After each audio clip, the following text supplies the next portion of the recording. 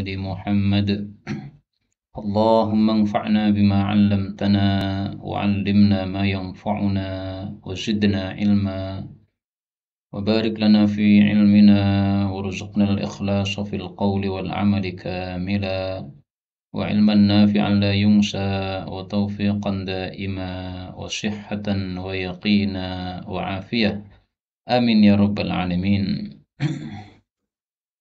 Alhamdulillah kaum muslimin rahimakumullah, di akhir hari tasyrik ini kita lanjutkan pengajian kitab Al-Arba'un fi sifati salatin Nabi sallallahu alaihi wasallam ka'annaka taraha, dan kita sudah menjelang akhir, tinggal 2 pertemuan lagi insyaallah taala. Maka kita ulang dulu apa yang sudah kita pelajari kemarin, yaitu pada poin yang ke-26, menunjukkan bahwa Rasul Shallallahu Alaihi Wasallam di akhir hayat pada saat rukuk dan sujud memperbanyak bacaan Subhanakallahumma Rabbana bihamdik Allahumma gfirli, dan itu sebagai bentuk pengamalan terhadap perintah Allah pada surah An-Nasr, idza jaa nasrullah, dan seterusnya. Karena itu wirid sujud dan rukuk berdasarkan hadis ini boleh sama persis. Sebagaimana boleh juga membaca wirid-wirid yang diajarkan oleh Nabi dalam rukuk dan sujud yang tidak sama antara rukuk dengan sujudnya. Misalnya Subhana Rabbiyal Azim untuk rukuk, Subhana Rabbiyal A'la untuk sujud. Yang penting ada dasarnya dari Nabi, maka boleh diamalkan meskipun tidak harus yang kita sedang bicarakan ini. Kemudian yang ke-27 tentang doa pada saat sujud. Nabi Shallallahu Alaihi Wasallam perintahkan kita 2 perintah ketika sujud. Yang pertama, fajtahidu fid du'a, sungguh-sungguhlah berdoa, karena doa pada saat sujud lebih mustajab. Kemudian yang kedua, perintah untuk memperbanyak doa pada saat sujud, karena sujud adalah kondisi di mana seorang hamba paling dekat kepada Allah Subhanahu wa Ta'ala. Maka prakteknya terhadap hadis ini adalah sangat bagus kita membaca di dalam sujud kita, Allahumma a'inna ala syukrika wa dzikrika wa husni ibadatik. Demikian juga doa-doa yang lain, karena doa yang kita sebut tadi adalah doa yang disebut Nabi sebagai sungguh-sungguh di dalam berdoa. Kemudian bab yang ke-28 tentang duduk iq'a di antara 2 sujud. Ternyata iq'a ada 2 macam, ada yang merupakan sunnah baginda Nabi sallallahu alaihi wasallam, yaitu ketika kedua telapak kaki diberdirikan, kemudian pantatnya duduk di atas betisnya, di atas tumitnya. Nah, maka itulah yang iq'a yang disunahkan oleh baginda Nabi sallallahu alaihi wasallam berdasarkan hadis Ibnu Abbas riwayat Imam Muslim. Adapun iq'a yang dilarang itu adalah duduknya setan. Yang dimaksud duduknya setan adalah seseorang menegakkan kedua betisnya, kemudian pantatnya duduk pada tanah dan kedua telapak tangannya pun juga menempel ke tanah. Itulah yang iq'a yang dilarang. Maka ketika membicarakan iq'a, kita harus pastikan dulu ini yang mana yang disunahkan atau yang dilarang.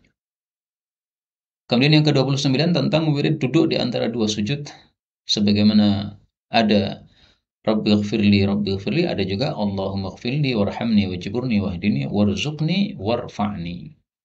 Kemudian hadis yang ke-30 tentang duduk istirahat, yaitu sebelum kita bangkit ke rakaat yang genap, dari rakaat ganjil menuju rakaat genap. Maka ini diperselisihkan oleh para ulama. Sebagian ulama mensahihkan atau mensunnahkan duduk istirahat tersebut. Sebagian lagi mengatakan bahwa duduk istirahat hanyalah dilakukan oleh Nabi kadang-kadang, yaitu ketika beliau memerlukannya, yaitu di akhir hayat beliau, karena beliau sudah mulai gemuk badannya sehingga perlu untuk istirahat tersebut. Karena itu bebas saja ya, mau pakai duduk istirahat berarti mengamalkan hadis tersebut, mau tidak memakai duduk istirahat karena memaknai hadis tersebut adalah dilakukan oleh Nabi di akhir hayat saja, tidak selalu dilakukan oleh baginda Nabi SAW dalam salat-salat beliau. Dengan terbukti seluruh para sahabat yang meriwayatkan sifat-sifat salat Nabi, semuanya mereka rata-rata tidak menyebutkan duduk ini. Hanya Malik bin Huwairits saja yang menyebutkannya. Wallahu a'lam bishawab. Kita lanjutkan sekarang hadis yang ke-31. Sur'atut tasyahudil awal, cepatnya duduk tasyahud awal. An Abi Ubaidah ibni Abdullah ibni Mas'ud An abihi, dari bapaknya berarti Abdullah bin Mas'ud radhiyallahu anhu, qala kana Rasulullah sallallahu alaihi wasallam idza jalasa, apabila duduk, fi rak'atainil ulain, pada dua rakaat yang pertama, maksudnya duduk tasyahud awal. Ka'annahu, seolah-olah beliau itu ala radfi, di atas batu yang panas. Artinya duduknya hanya sebentar. Qala Syu'bah, berkata Syu'bah kepada gurunya, hatta yakuma, sampai bangkit. Artinya duduk sebentar supaya segera bangkit. Fayaqul, maka gurunya menjawab, hatta yakuma, sampai bangkit. Hadis diriwayatkan oleh Abu Daud dan Tirmidzi, dan Imam Tirmidzi mengatakan hadis itu hasan. Hanya saja, illa anna, hanya saja Abu Ubaidah lam yasma' min abih, belum mendengar hadis dari bapaknya, yaitu dari Abdullah bin Mas'ud. Artinya sanadnya terputus ya. Karena itulah ya sebagian ulama mendhaifkan hadis ini. Didhaifkan kenapa? Karena sanadnya putus. Tapi kata Imam Tirmidzi hadisnya hasan. Artinya meskipun dia sanadnya terputus, tetapi maknanya atau isinya hasan, isinya baik, isinya bisa diterima karena dikuatkan oleh hadis-hadis atau athar-athar yang semisal itu. Makanya beliau mengatakan wa ahlul ilmi, dan para ulama, yakhtaruna, mereka memilih, alla yutila rajul, bahwasanya seseorang tidak memanjangkan al-qu'uda fi rak'atainil ulain, duduk tahiyat pada dua rakaat yang pertama. Wala yazida 'ala tasyahhudi syai'an, dan tidak menambahkan atas bacaan tasyahud sesuatu apapun juga. Fi rak'atainil ulain, pada dua rakaat yang pertama. Jadi pendapat ini mengatakan bahwa untuk tasyahud awal bacaannya hanya sampai syahadatain saja. Tidak dilanjutkan dengan selawatnya. Maka bacaannya dua, bacaan tahiyat kemudian tasyahud. At-tahiyatu lillah wassalawatu wattayyibat. Kemudian salam, bacaan salam ya. Assalamualaikum ayyuhan nabi wa rahmatullahi wabarakatuh. Assalamu alayna wa ala ibadillahi shalihin. Kemudian tasyahud, asyhadu an la ilaha illallah wa asyhadu anna muhammadan abduhu wa rasuluh. Udah sampai di situ selesai. Maka yang dibaca hanya tiga bacaan. Tahiyat, salam, tasyahud. Maka di sini yang dimaksud tidak menambah atas tasyahud sedikit pun, artinya setelah tasyahud tidak dilanjutkan bacaan berikutnya. Karena masih ada bacaan yang lain, yaitu salawat kepada Nabi SAW.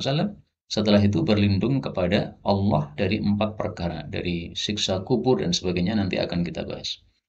Tapi ini memang masalah khilafiyah ya. Karena itu dalam mazhab Syafi'i pun ada qaul qadim sama qaul jadid.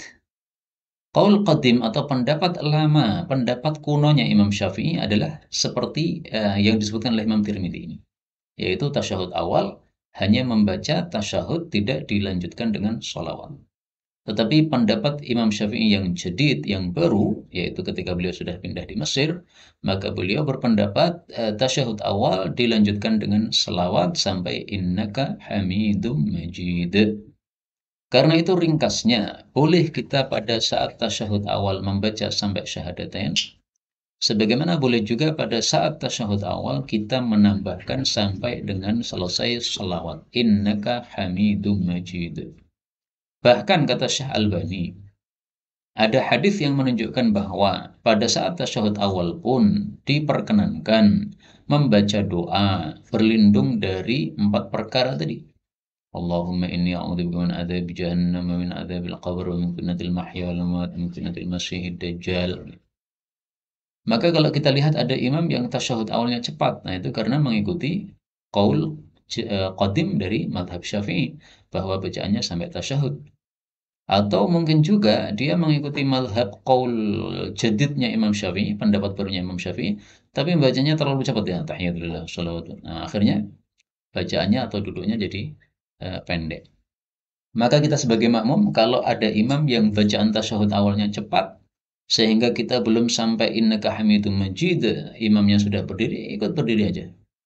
Jadi cukup kita membaca sampai syahadatain ya. Wa asyhadu anna Muhammadan abduhu wa rasuluh. Udah, imamnya Allahu Akbar, bangkit aja. Enggak usah kita lanjutkan sholawat, tidak usah. Karena memang pendapat itulah pendapat sebagian para ulama kita berdasarkan hadis ini. Kita lanjutkan hadis 32, wirdu at-tasyahudil awal. Bacaan wirid pada tasyahud awal. Wa an Ibnu Mas'ud radhiyallahu anhu yaqulu 'allamani, telah mengajari saya Rasulullah sallallahu alaihi wasallam. Wa kaffi, dan telapak tangan saya baina kaffai, di antara kedua telapak tangan Nabi sallallahu alaihi wasallam. Beliau mengajarkan apa? At-tasyahhuda, bacaan tasyahud. Kama sebagaimana yu'allimuni, beliau mengajari saya as-surata, suatu surat minal Qur'an, dari Al-Qur'an. Ini hadisnya panjang ya, sehingga kita potong-potong. Hadis ini menunjukkan bahwa Rasul Shallallahu Alaihi Wasallam sangat perhatian kepada Ibnu Mas'ud, sehingga mengajarkan beberapa ilmu kepada beliau secara khusus dengan melakukan satu sikap yang menyebabkan Ibnu Mas'ud ini jadi lebih memperhatikan. Kedua telapak tangannya Nabi megang telapak tangannya Ibnu Mas'ud, seperti orang jabat tangan itu ya, tapi dikempit dengan dua telapak tangan begini. Nah, orang dikempit begini tangannya pasti akan perhatian, memperhatikan apa yang disabdakan oleh Nabi Shallallahu Alaihi Wasallam. Dan ternyata bacaan tasyahudnya ini diajarkan oleh Nabi seperti mengajarkan surat. Artinya tidak boleh diubah. Ya, bacaan surat kan tidak boleh diubah. Lafalnya begini ya begini. Wawu ya wawu, fa ya fa. Ya. Maka ada wirid-wirid yang boleh kita itu melafalkannya secara makna saja. Sebagaimana ada wirid-wirid yang kita harus melafalkannya secara sesuai dengan teks yang diajarkan oleh baginda Nabi Shallallahu Alaihi Wasallam. Seperti misalnya adzan ya, nggak boleh kita lafalkan adzan secara makna. Allahu Akbar kita ubah menjadi Allahu A'zam, nggak bisa ya, meskipun maknanya mungkin sama antara Akbar dengan A'zam, karena lafal adzan ini termasuk satu lafal wirid yang sudah baku, yang tidak bisa disampaikan atau diriwayatkan secara makna. Beda lagi sebagian wirid yang disampaikan oleh para ulama secara makna, itu karena memang kondisinya menunjukkan bahwa wirid tersebut bisa dibaca secara makna. Maka sebagian wirid yang bisa diriwayat yang berbeda-beda antara satu riwayat dengan riwayat yang lain, padahal sumbernya sama dari sahabat yang sama, ternyata dari satu kitab kepada kitab yang lain berbeda, itu salah satu sebabnya karena mereka meriwayatkannya bil makna, secara makna. Karena itu saya sampaikan kepada teman-teman yang mungkin kurangnya ilmu sehingga tergesa-gesa menyalahkan sebagian kitab-kitab para ulama yang menukil hadis-hadis tentang wirid. Kemudian mengatakan ini salah karena tidak sesuai dengan sumbernya. Bukan salah.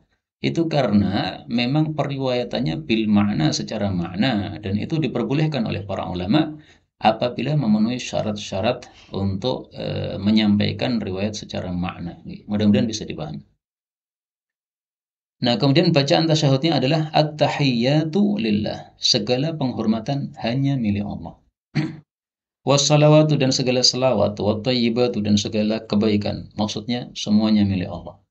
Assalamualaikum, mudah-mudahan selamat atasmu ayyuhan nabi, wahai nabi, wa rahmatullahi, dan rahmat Allah, wa barakatuhu, dan berkah-berkahnya Allah.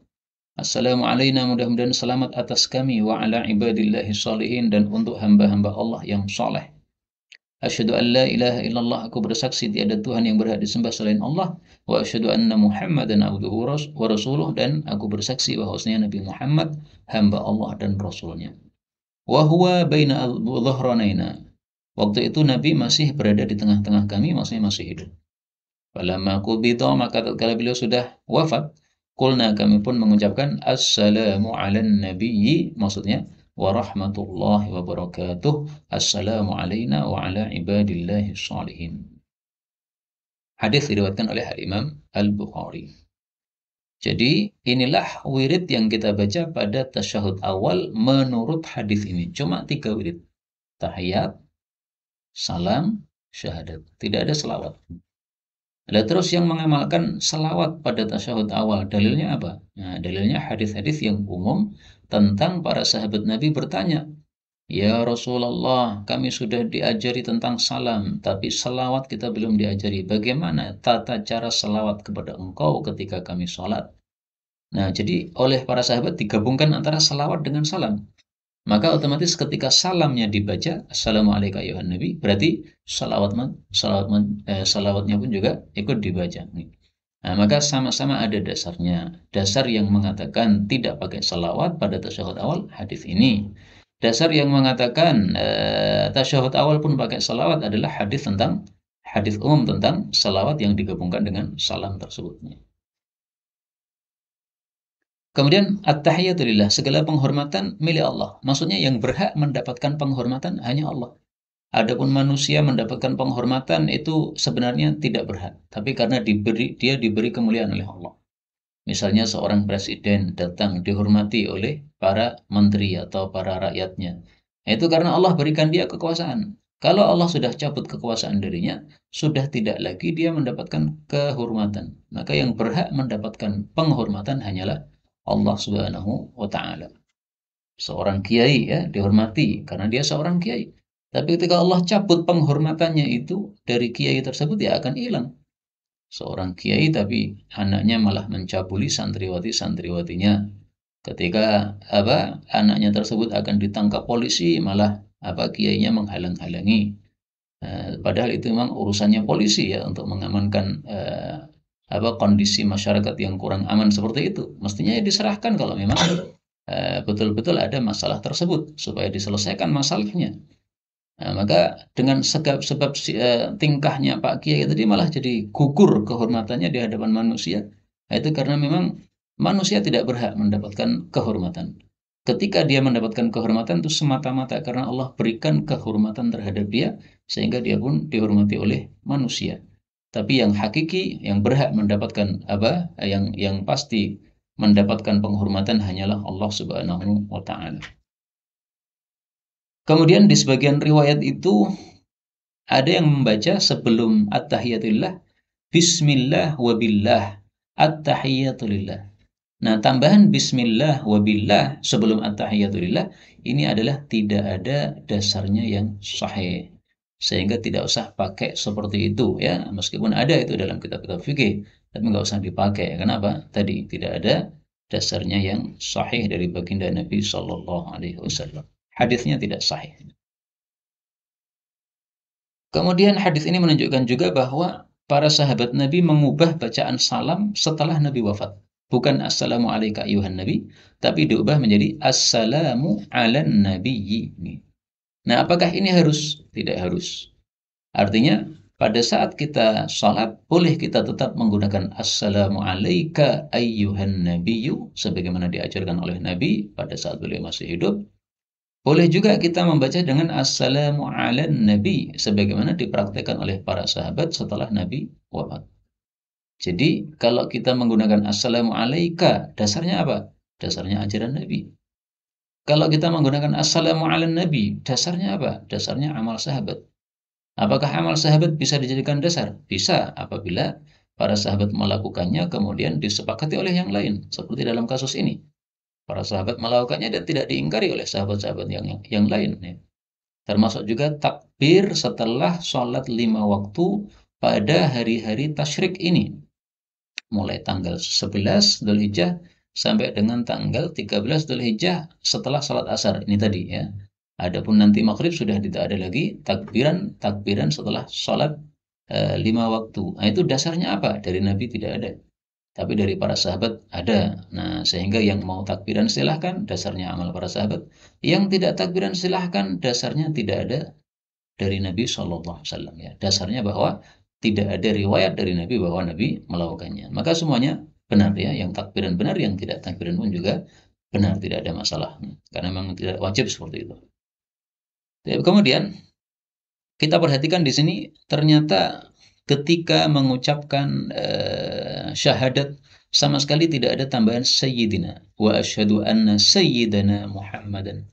Maka untuk salat jangan ditambah sayyidana atau sayyidina, jangan ya. Kenapa? Karena hadisnya sudah baku. Hadis yang pertama kita pelajari dulu dalam kitab ini, Nabi mengatakan sallu kama raaitumuni usalli. Salatlah seperti kalian melihat saya salat. Nah, Nabi mengajarkannya asyhadu anna Muhammadan, maka jangan ditambahi sayyidana. Kalau di luar salat silahkan ditambahi sayyidana, silahkan. Jadi misalnya orang masuk Islam, dia mengucapkan asyhadu an la ilaha illallah azza wa jalla wa asyhadu anna sayyidana Muhammadan Rasulullah tabaraka wa ta'ala. Silahkan ditambahi begitu, nggak ada masalah. Karena memang Nabi Muhammad itu adalah sayyiduna, beliau adalah pemuka kami, pemuka kita. Maka memang betul-betul beliau adalah sayyid. Kemudian wali muslimin an Ibnu Abbasin, riwayat Imam Muslim dari Ibnu Abbas, at-tahiyyatul mubarakatus salawatut thayyibatu lillah. Nah, di sini ada tambahan mubarakat. Sementara yang tadi hanya at-tahiyyatu as-salawatu at-thayyibat. Karena itu Imam Syafi'i memilih riwayat Imam Muslim dari Ibnu Abbas ini daripada riwayat Bukhari yang dari Ibnu Mas'ud tadi. Kenapa? Karena riwayat Ibnu Abbas lebih lengkap, pakai mubarakat. Adapun Imam Bukhari memilih hadis yang pertama, yaitu riwayat Ibnu Mas'ud. Kenapa? Karena lebih sahih hadisnya. Nah, maka salah satu penyebab perselisihan pendapat para ulama itu salah satunya sebabnya seperti ini. Yang satu memilih yang hadis itu karena lebih lengkap isinya. Yang satu memilih hadis satunya kenapa? Lebih sahih. Jadi cara pandangnya beda. Saya lebih suka yang lebih sahih. Nah, silakan. Dua-duanya benar.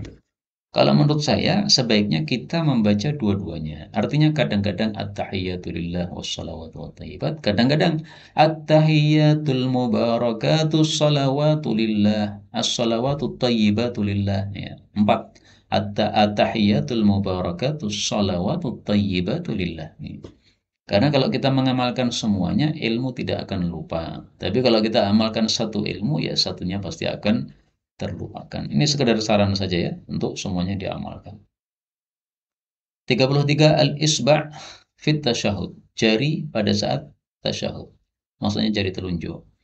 An Ibni Umar radhiyallahu anhuma anna Rasulullah sallallahu alaihi wasallam kana adalah idza qa'ada apabila duduk fit tasyahudi pada tasyahud wada'a yadahu al-yusra beliau taruh tangannya yang kiri ala rukbatihil yusra di atas lututnya yang kiri. Jadi telapak tangan kirinya di atas lutut kiri. Ya. Wa wada'a yadahul yumna dan beliau letakkan telapak tangan kanannya ala rukbatihil yumna di atas lututnya yang kanan. Wa aqada 53 dan beliau berisyarat 53. Isyarat 53 itu kayak gini. Bisa terlihat nih. Jadi apa? Yang 3 jarinya ditekuk, kemudian jari telunjuk menunjuk, kemudian ibu jarinya tepat di bawah apa? Di bawah jari telunjuk. Nah, maka inilah yang disebut isyarat 53. Orang Arab itu punya isyarat dengan tangan ya. Ini isyarat 1, ini isyarat 2, ini 3, ini 4, ini 5. Nah, tidak sampai di situ, sampai 100 bisa mereka. Nah, 53 kayak begini. Tapi ini sudah tidak dipakai lagi oleh orang Arab sekarang. Ini dipakai pada orang-orang Arab pada masa dulu. Jadi ini sudah menjadi kebiasaan Arab zaman dahulu untuk memberikan hitungan sebanyak apapun pakai jari tangan mereka cukup. Tidak usah pakai yang lain. Wa asyara bis sababah dan beliau menunjuk dengan jari telunjuknya. Hadis riwayat Muslim. Qala al-Hafidz berkata al-Hafidz maksudnya Ibnu Hajar fit talkhis dalam kitab Talkhisul Hadir suratuha gambaran hadis ini ayyaj'al al-ibham meletakkan ibu jari mu'taridatan dalam keadaan terlintang tahtal musabbihah di bawah jari telunjuk. Ya, prakteknya kayak ini tadi. Ini melintang maksudnya di bawahnya ini. Wa fi Aunil Ma'bud dan dalam kitab Aunil Ma'bud ini syarahnya Abu Daud. I'lam ketahuilah annahu bahwasanya qad warada telah datang fi wad'il yumna 'alal fakhid dalam meletakkan tangan kanan di atas paha halat tasyahud pada saat tasyahud hayatun ada beberapa kondisi. Jadi ini ada 5 cara berisyarat pada saat tasyahud. Yang pertama, yang pertama adalah at-tahlik dengan dibundarkan. Dibundarkan maksudnya antara ibu jari dengan jari tengah itu ujung-ujungnya digabungkan. Nah, maka jadi melingkar. Ini cara yang pertama dan ini yang paling populer pada guru-guru kami. Kemudian cara yang kedua wahadhihi dan cara ini. Cara ini diriwayatkan oleh Imam Muslim. Kalau yang dibundarkan tadi riwayat Abu Dawud.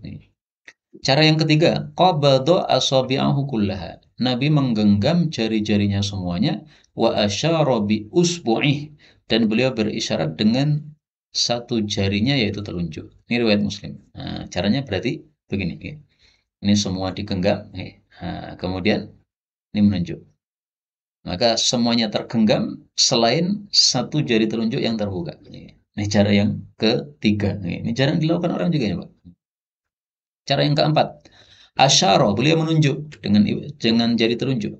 Wa wada'a ibhamahu dan menaruhkan jarinya ala usbu'ihil wusta, di atas jarinya yang tengah. Riwayat Muslim.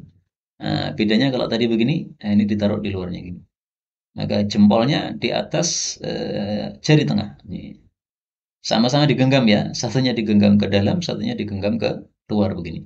Ini yang saya paham dari zahir lafalnya. Nih. Kemudian yang kelima, al-isyarah min ghairi qabdin, hanya menunjuk tanpa menggenggam. Jadi telapak tangan kita ditaruh di atas paha, setelah itu jarinya ngangkat. Nah, ada. Sehingga empat jarinya yang lain tetap berada pada posisinya. Dan ini juga jarang dipakai orang. Maka ringkasnya, cara yang pertama melingkar, cara yang kedua dengan menunjuk 53 tadi, cara yang ketiga digenggam, cara yang keempat digenggam tetapi jarinya di atas tengah, kemudian cara yang kelima terbuka semuanya kecuali jempol jari telunjuknya yang naik ya, yang menunjuk. Ini seandainya semuanya kita amalkan sangat bagus. Karena kita mengamalkan semua ilmu yang ada, semua hadis yang sahih, maka ilmunya tidak akan lenyap. Apalagi salat 5 waktu kan ada 5, ya berarti pas banget dengan 5 cara ini. Salat subuhnya pakai tahlil, salat duhurnya pakai 53, salat asarnya pakai genggam, salat maghribnya pakai genggam, salat isyaknya pakai lepas nih, masya Allah, lengkap sudah. Tapi melazimi satu cara nggak apa-apa ya. Guru-guru kami melazimi satu cara yaitu yang melingkar itu nih. Karena hadisnya paling terkenal. Kemudian 34. An-nazar melihat ila sababah ke arah jari telunjuk pada saat tasyahud tadi. An Amir bin Abdullah bin Zubair an abihi dari Abdullah bin Zubair radhiyallahu anhuma anna Rasulullah sallallahu alaihi wasallam kana adalah idza qa'ada apabila duduk fit tasyahud pada tasyahud wada'a kaffahul yusra beliau taruh telapak tangannya yang kiri ala fakhidhil yusra pada pahanya yang kiri wa asyara bis sababah dan beliau menunjuk dengan jari telunjuk la yujawizu basaruhu isyaratah tidaklah melewati pandangan beliau pada jari telunjuk atau isyarat jari telunjuk beliau. Jadi matanya senantiasa melihat ke arah jari telunjuk. Sehingga pada saat tasyahud ini posisi kepala kita agak miring. Kenapa agak miring? Karena melihat ke arah jari telunjuk. Nggak ada masalah miring begini. Orang tidak membelakangi kiblat ya. Yang membatalkan sholat kalau badan kita membelakangi kiblat. Nah, ini tidak sama sekali. Wa yushiru dan beliau menunjuk bi usbu'ihi dengan jarinya idza da'a ketika berdoa yaitu di dalam tasyahud tadi. Wala yuharrikuha dan beliau tidak menggerak-gerakkan. Hadis diriwayatkan oleh Abu Dawud, qala al-Albani berkata Syekh Albani, syadzun. Hadis ini syadz yaitu dhaif. Syadz itu menyelisih yang lebih sahih berarti dhaif. Bi qaulihi dengan adanya tambahan wala yuharrikuha dan tidak menggerak-gerakkan jari telunjuknya. Jadi kata Syekh Albani, hadis ini semuanya sahih kecuali kata-kata tidak menggerakkan. Nah, itu yang tidak sahih kata beliau. Tapi ini masalah khilafiyah. Menurut Syekh Albani, hadis tentang menggerak-gerakkan jari telunjuk pada saat tasyahud itu sahih. Sehingga beliau melakukannya pada saat salatnya, tasyahud awal maupun tasyahud akhir, nah, gerak-gerakkan begini. Dan gerak-gerakannya ini tidak ada kepastian dari hadisnya. Apakah naik turun, apakah geser-geser ke samping kanan, ataukah mubeng-mubeng. Tapi jangan untuk mainan. Ya normalnya aja apalah. Ya normalnya adalah naik turun. Udah naik turun aja. Nggak usah gesek-gesek begini ngapain.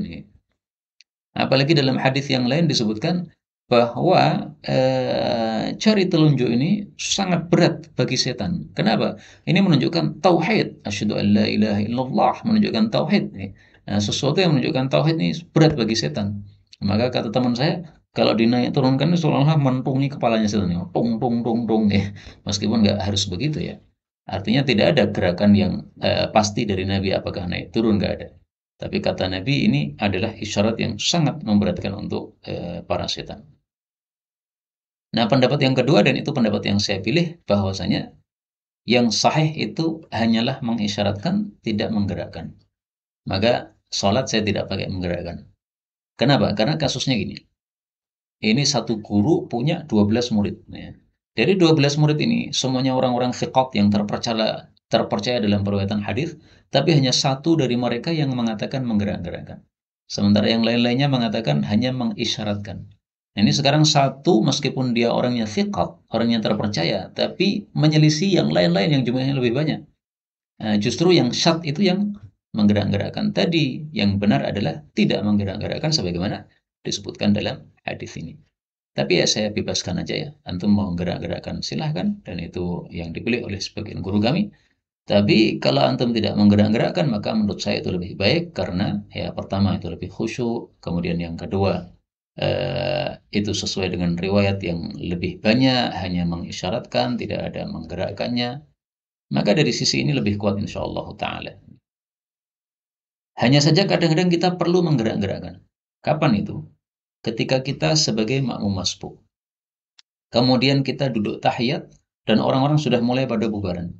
Nah, kadang-kadang ketika orang bubaran ini tidak begitu memperhatikan ini orangnya sudah selesai sholat atau belum. Akhirnya mereka lewat begitu aja. Nah, supaya orang-orang pada tahu bahwa kita lagi sholat belum selesai sholatnya, gerak-gerakkan silahkan. Maka ketika digerakkan nih orang akan ngerti, oh dia sholatnya masih belum selesai. Gitu. Tapi kondisi normal nggak usah digerakkan. Nah, kondisi diperlukan silahkan digerakkan silahkan. 35. Oh ya, saya jadi teringat satu buku yang sangat bagus ya. Bukunya ini ditulis oleh Syekh Bakr Abu Zaid. Judulnya ini, La Jadida fi Ahkami Salah. Tidak ada yang baru dalam hukum-hukum salat. Beliau Syekh Bakar wafat 1429 setelah Syekh Al-Albani rahimahullah taala. Syekh Al-Albani wafatnya 1420-an. Ini berarti sekitar 9 tahun setelahnya baru Syekh Bakar wafat. Nah, Syekh Bakar dalam buku ini dia menolak beberapa pendapatnya Syekh Al-Albani yang dianggap itu tadi seolah-olah memperbarui hukum salat ya. Dulu orang-orang tidak menggerak-gerakkan, kemudian beliau mensahihkan hadis yang menggerak-gerakkan, akhirnya orang-orang pada menggerak-gerakkan. Kemudian dulu orang-orang sujudnya kakinya tidak di apa namanya? Tidak ditempelkan satu kaki dengan kaki yang lainnya. Tiba-tiba Syekh Albani mensahihkan sehingga orang-orang pada menempelkan kaki tersebut dalam sujudnya. Maka beliau nulis buku ini, La Jadida fi Ahkami Shalah. Enggak ada yang baru dalam hukum-hukum salat. Semuanya sudah sesuai apa yang kita temukan dari para ulama dulu. Nah, seingat saya salah satunya yang beliau bahas masalah ini ya, bahwasanya menggerak-gerakkan telunjuk pada saat salat itu bukan sesuatu yang sahih dari baginda Rasul Sallallahu Alaihi Wasallam karena satu rawi menyelisih teman-temannya yang 11 rawi yang lain. Bab 35 terakhir pada pertemuan kali ini, al-qadamani, dua telapak kaki fit tasyahud awal, pada tasyahud awal.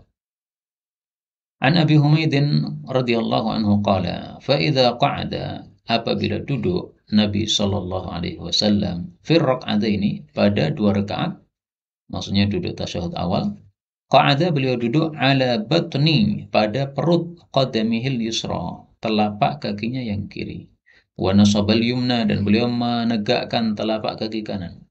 Fa idza kana fi rabi'ah, apabila pada rakaat yang keempat, rakaat terakhir berarti, afdha biwarikihi al-yusra, beliau sentuhkan pantatnya yang kiri ilal ardi, ke tanah. Wa akhraja, dan beliau keluarkan qadamaihi, kedua telapak kakinya, min nahiyatin wahidah, dari satu arah, yaitu arah kanan. Hadis diriwayatkan oleh Abu Dawud, tapi saya jujur bahwa hadis ini ada yang mensahihkan, ada yang mendhaifkan. Syekh Albani termasuk yang mensahihkan, karena itulah di sini tidak saya kasih komentar untuk menunjukkan bahwa hadis ini disahihkan oleh sebagian para ulama. Maka hadis ini menunjukkan kepada kita dua hal. Yang pertama, bahwa kondisi pada tasyahud awal, sebagaimana pada babnya, itu adalah duduknya duduk iftirash. Duduk iftirash adalah pantatnya duduk di atas telapak kaki kiri bagian dalam. Adapun tasyahud akhir, maka duduknya adalah dengan tawarruk. Tawarruk yaitu pantatnya nempel ke tanah, pantatnya yang kiri ya. Sementara kaki kiri dan kaki kanan semuanya dikeluarkan ke arah kanan. Ini apa maksudnya ini? Wa akhraja qadamaihi min nahiyatin wahidah. Beliau keluarkan kedua telapak kaki beliau dari satu arah. Artinya kedua telapak kakinya sama-sama ke arah kanan. Baik telapak kanan maupun telapak kiri. Posisinya sama. Posisinya adalah menjorok ke samping kanan kita begini. Tidak ada yang ditegakkan, tidak ada. Maka ini salah satu cara duduk tasyahud akhir. Maka duduk tasyahud akhir itu boleh dengan tawarruk murni, yaitu telapak kaki kanan ditegakkan seperti biasanya kita lakukan, supaya jari-jari kaki kita itu adalah menghadap ke arah kiblat. Boleh juga seperti dalam hadis ini, kedua telapak kakinya semuanya teleser ke tanah, ya. Tidak ada yang ditegakkan, tidak ada. Semuanya teleser ke sana, ke satu arah. Maka jari-jari kaki tidak ada yang menghadap ke arah kiblat, semuanya menghadap ke arah samping kanan kita. Nah, ini sudah mulai dilakukan oleh beberapa orang, saya lihat, meskipun masih lebih banyak yang menegakkan telapak kaki kanan tadi. Tapi tidak ada masalah hadis ini dilakukan seperti itu karena memang hadisnya disahihkan oleh sebagian para ulama. Karena itulah di dalam kitab Aunul Ma'bud dijelaskan bahwa ini cara yang kedua untuk duduk tasyahud akhir. Maka tawaruknya ada tawaruk murni dengan menegakkan telapak kaki kanan, ada tawaruk yang tidak murni yaitu dengan cara melepaskan telapak kaki kanan bersama telapak kaki kiri dengan satu arah.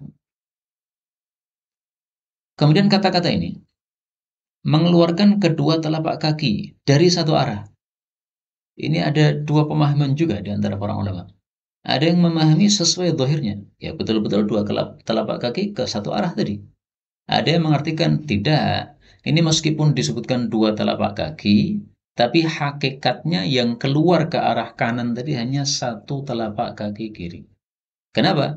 Karena dipahami hadis ini dengan hadis yang lain bahwa Nabi pada saat tasyahud akhir, beliau itu menegakkan telapak kaki kanan. Tapi saya lebih suka tafsiran yang pertama tadi. Kata-kata qadamai itu artinya kedua telapak kaki kok. Kok dipahami satu telapak kaki gimana? Supaya sama dengan hadis yang lain. Jangan begitu. Hadis yang lain biar hadisnya mengatakan begitu. Hadis ini biar mengatakan begini sehingga malah menjadi dua cara tasyahud akhir nih. Wallahu alam bisawab. Inilah yang dapat kita sampaikan pada pertemuan kali ini. Benarnya dari Allah Ta'ala. Kalaupun ada salahnya, fa astaghfirullahaladzim li walakum. Dan sebelum kita tutup, ada beberapa pertanyaan yang sudah masuk, kita jawab dulu ya. Yang pertama, kalau setelah sami Allahu liman hamidah, terus hamdan katsiran tayyiban mubarakan fih, nah, kurang fih ya, apakah boleh? Boleh ya, boleh. Ada hadisnya yang sahih. Nah, saya tampilkan saja ya, riwayat Imam Muslim, saya ingat saya itu. Dan itu fadilahnya sangat besar sekali. Fadilahnya sangat besar sekali.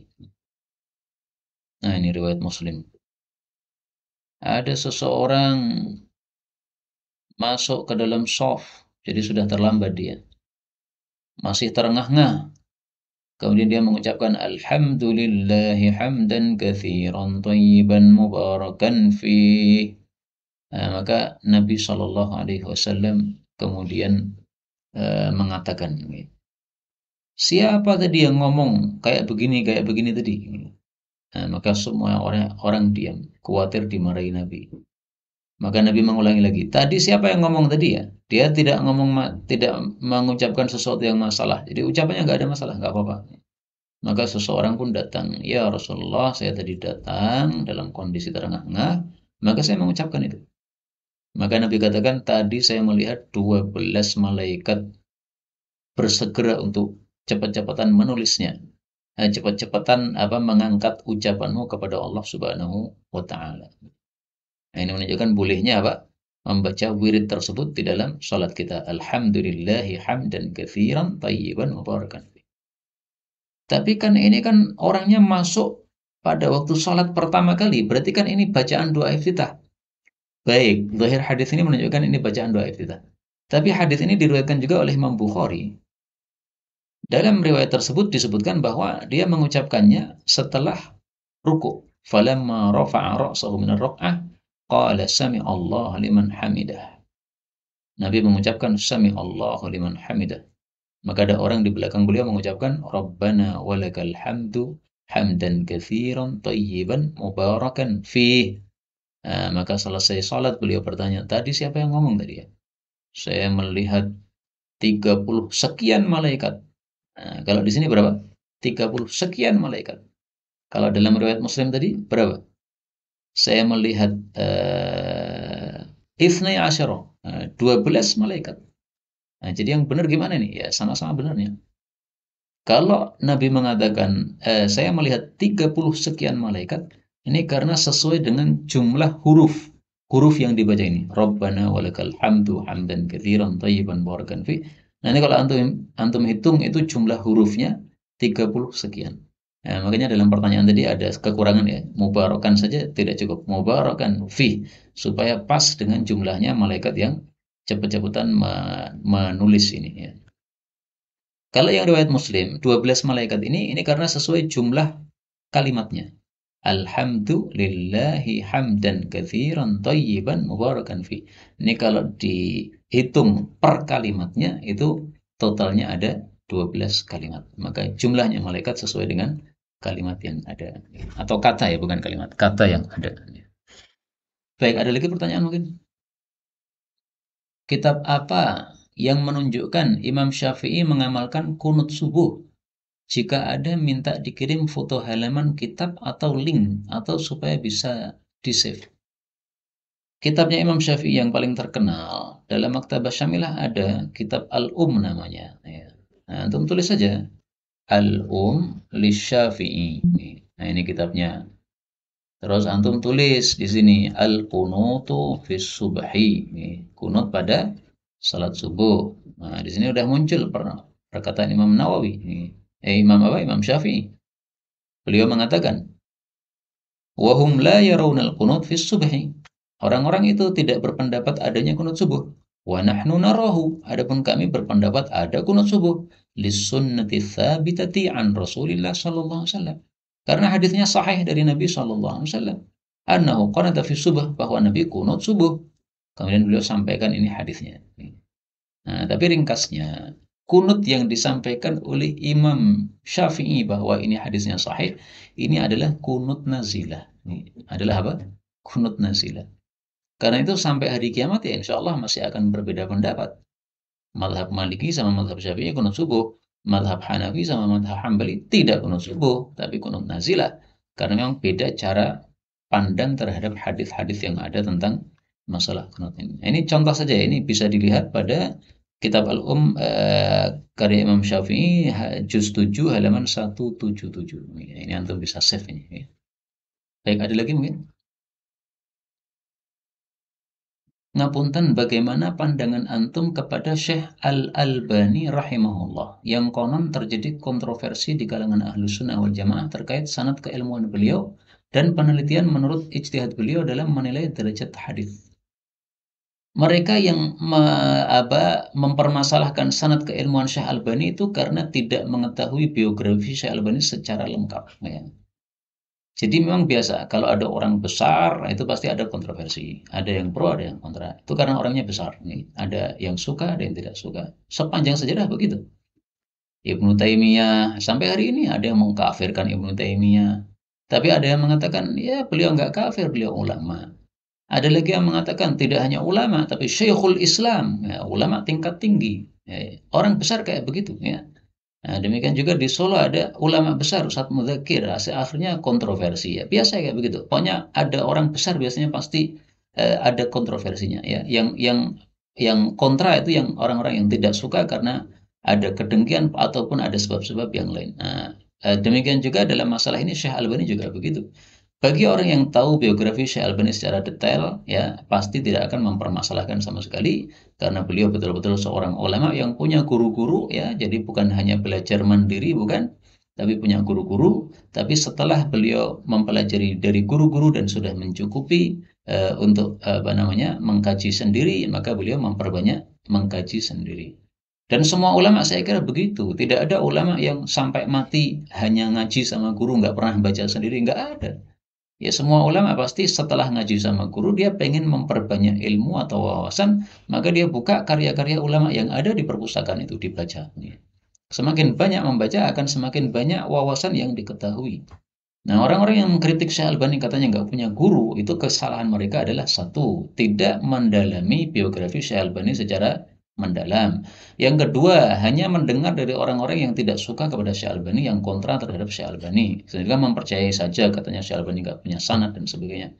Ada, saya punya di rumah itu sanad keilmuan Syekh Albani. Ada, ya guru-gurunya disebutkan di sana, ya sanad-sanadnya Syekh Albani. Ada, banyak. Ya.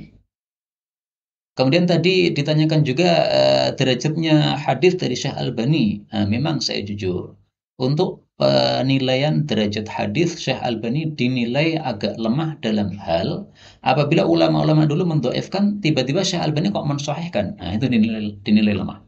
Kenapa? Karena beliau memakai metode mutaakhirin, metode ulama belakangan. Sementara kalau kita memakai metode ulama mutaqaddimin, ulama terdahulu, hadis itu dhaif. Tapi metode ulama belakangan selama ada penguatnya, ada penguatnya, ada penguatnya, akhirnya dikuatkan menjadi sahih. Nah, kalau metode ulama dulu nggak begitu ya. Meskipun ada penguatnya, tapi tidak selalu bisa menjadikan hadisnya itu sahih. Jadi ringkasnya, penilaian hadis dari Syekh Albani sangat bagus kalau beliau mengatakan hadis ini dhaif, bagus. Tapi ketika beliau menilai hadis ini sahih atau hasan, padahal ulama-ulama dulu menilainya dhaif. Nah, di situ dinilai pendapatnya Syekh Albani perlu ditinjau ulang. Kenapa? Karena beliau memakai metode mutaakhirin yang itu tidak sesuai dengan metode mutaqaddimin. Mudah-mudahan bisa dipaham. Wallahu a'lam bishawab. Walhamdulillahi rabbil alamin.